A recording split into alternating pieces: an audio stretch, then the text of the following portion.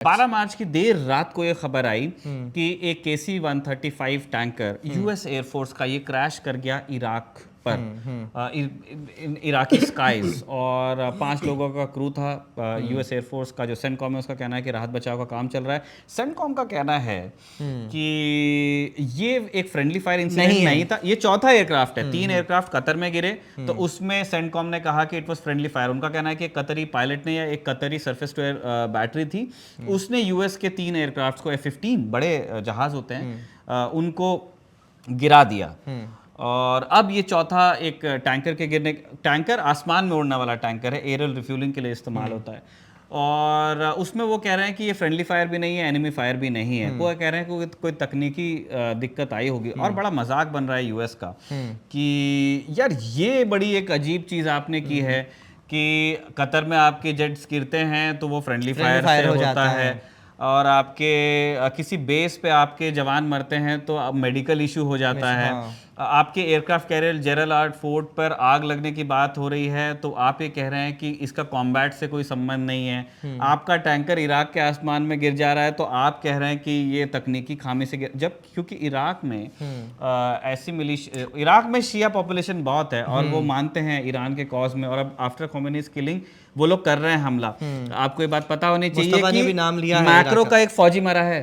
अच्छा, एक French, yes Iraq में, इन इराक। हाँ, अच्छा, ये वहाँ क्या हो रहा है कि देखिए इराक के नॉर्दर्न बॉर्डर्स, फिर आप ऊपर ऊपर जाओगे वो रास्ता यूरोप का है ना, तो जो वहाँ जिहादिस्ट एलिमेंट्स हैं उनको काउंटर करने के लिए सारे ही वहाँ नेटो के कई देश वहाँ पे हैं।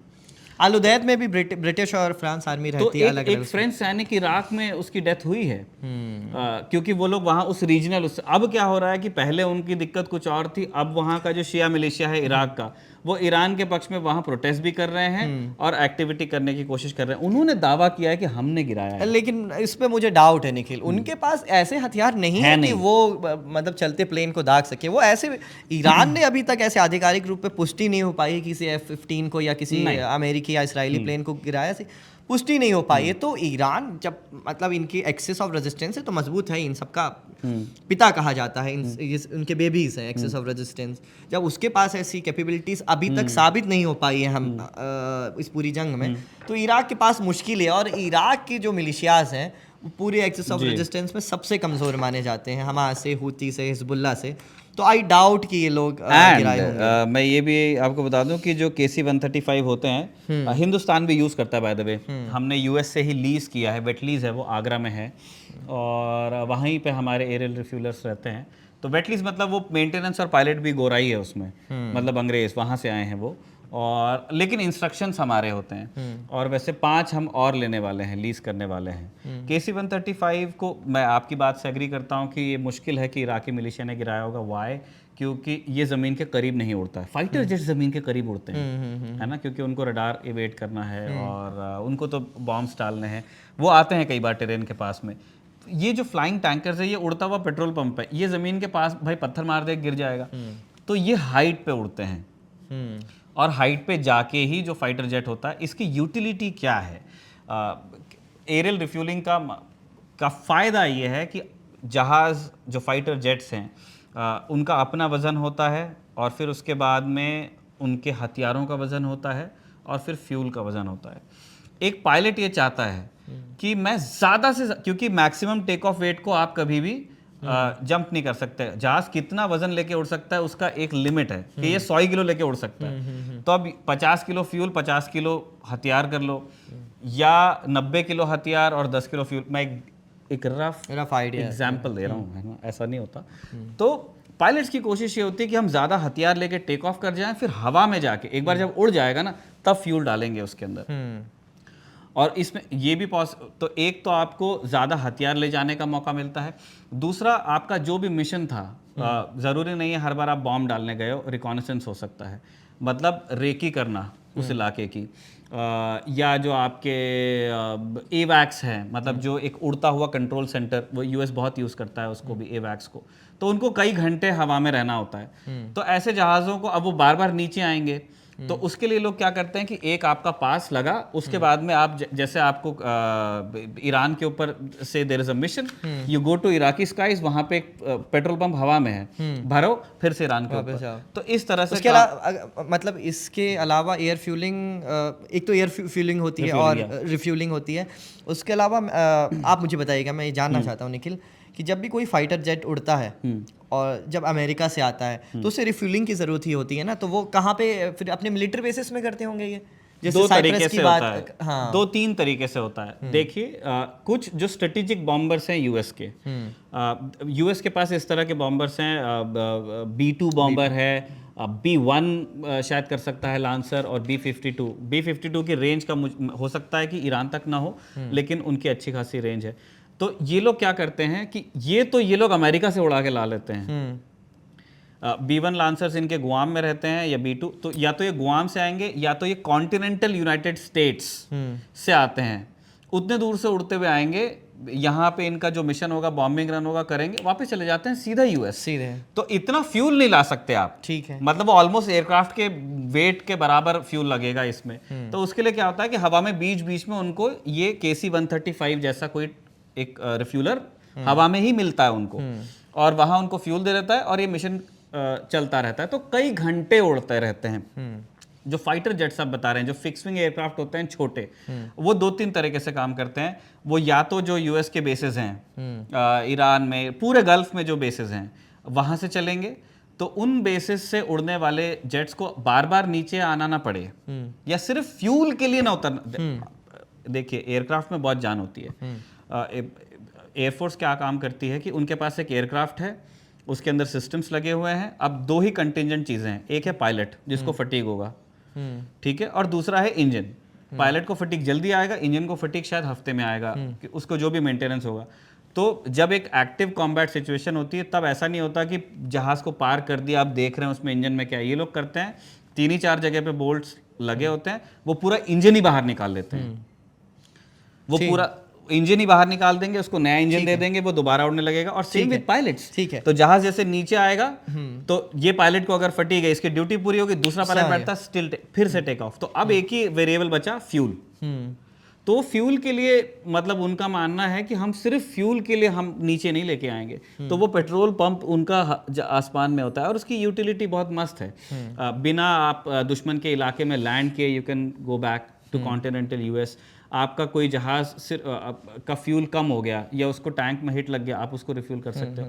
KC-135 की यूटिलिटी ये है कि पहले रिफ्यूलिंग वाज वेरी डेंजरस, एक ज़माना था, क्योंकि एक जहाज उड़ रहा है से ये है, और ये दूसरा जहाज है, तो ये टैंकर से लेता है, तो उसके बीच में आपको एक पाइप उसको देनी पड़ेगी।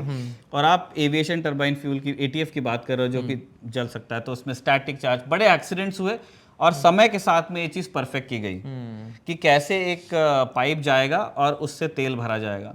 लेकिन उसमें बड़ा वक्त लगता था, और जो पाइप टूटती भी थी, जो ड्रोग एंड प्रोब मेथड बोलते हैं, जिसको ड्रोग में एक बकेट सी होती है, और प्रोब एक जैसे हमारे रफाल में भी है प्रोब्स, तो एक छोटा सा पाइप निकलता है, और उसको जो पायलट होता है फाइटर जेट का, वो उस बकेट के अंदर डाल देता है, तो वो उड़ते हुए फिर तेल लेते हैं। यूएस ने कहा कि हमको एक बड़ा पाइप चाहिए, ताकि उस पायलट को तेल भरने में इतना टाइम न लगे। तो एक मोटा वो पाइप लेके आए, और वो है, तो KC-135 की यूटिलिटी वो है कि वो छोटे नोजल से नहीं देता है, वो एक बड़ा बूम, फ्लाइंग बूम उसके पीछे लगा होता है, मोटा सा, और वो मिनटों में मतलब हजारों गैलन तेल दे सकता है। तो जो भी मिशन पे है पायलट, उसको कुछ देर के लिए आना है, और वो वो एक डेंजरस चीज है। With all the practice a pilot can have, और सारे प्रोटोकॉल्स के बावजूद there is some risk. Military aviation में देयर इज रिस्क, एक्सीडेंट्स हो जाते हैं। और यूएस का यही कहना है कि KC-135 जो इराक में गिरा है, वो ऐसे ही किसी वजह से गिरा है। निखिल, आप हिमांशु से ऊर्जा संकट पे बात करें, आखिरी बात मैं ये जानना चाहता हूँ आपसे कि ये बताइए कि अमेरिका का कितना बड़ा नुकसान इसे माना जाए, क्योंकि हमने देखा है कि रिफ्यूलर का गिरना नहीं, ओवरऑल जो अब तक हुआ है, एक तो कतर में इनके प्लेन्स गिरे हैं, ठीक है, इनके सैनिक मरे हैं 8 इजरायली हमलों में, माफ़ कीजिएगा ईरानी हमलों में, ठीक है, और इनके इंफ्रास्ट्रक्चर पर भी हमला हुआ है। तो हमने देखा था कि वॉर ऑन टेरर के बाद या फिर अफगानिस्तान में जब ये जंग लड़े थे उसके बहुत बाद अब इस तरीके से इतना बड़ा नुकसान हो रहा है। वेनेजुएला में भी नहीं हुआ था इस तरह का कुछ नहीं हुआ था। वेनेजुएला में कुछ कितना बड़ा नुकसान माना जाए इसे? देखिए यूएस को बहुत लंबे टाइम से मुझे नहीं लगता कि अफगानिस्तान के बाद उनको कोई भी ऐसा अनुभव हुआ है जिसमें इतना नुकसान हुआ होगा। लेकिन यूएस का नुकसान अलग अलग तरीके से, जैसे उनके 3 जेट गिर गए, उनको कोई फर्क नहीं पड़ता।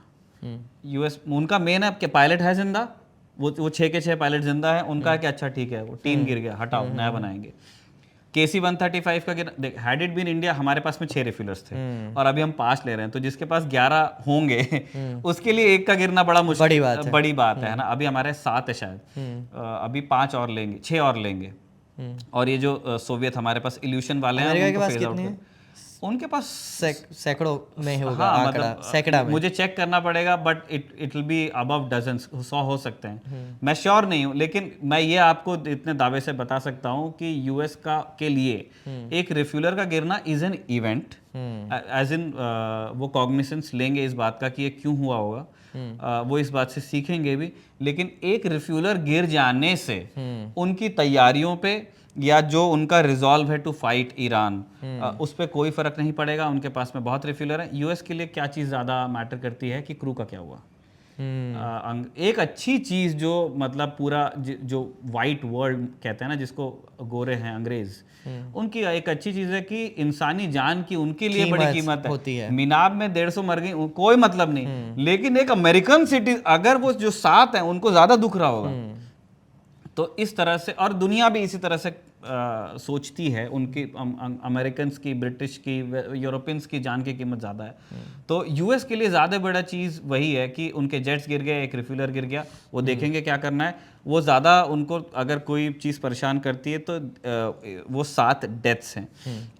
उनको ज़्यादा चीज़ ये परेशान करेगी कि जो जेरल फोर्ड पे हुआ है, if it has anything to do with Iran, anything to do with Iran, तो वो उनको बॉदर करे। उनका शिप नहीं डूबेगा उससे और कुछ नहीं होगा, वो तो चलेगा और अभी भी तैनात होगा। उनका ये कि क्या दुश्मन किसी एयरक्राफ्ट कैरियर का कुछ बिगाड़ सकता है।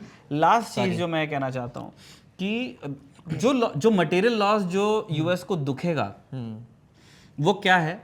आप याद कीजिए, गल्फ में बहुत सारी रडार साइट्स पे हमले हुए हैं। जो आप देखिए, एक सऊदी बिजनेसमैन ने लिखा ना कि ये क्या अमेरिका है जिसने हमारे यहाँ बेस बनाया और आप देखिए हमको कैसे जंग में धकेल दिया।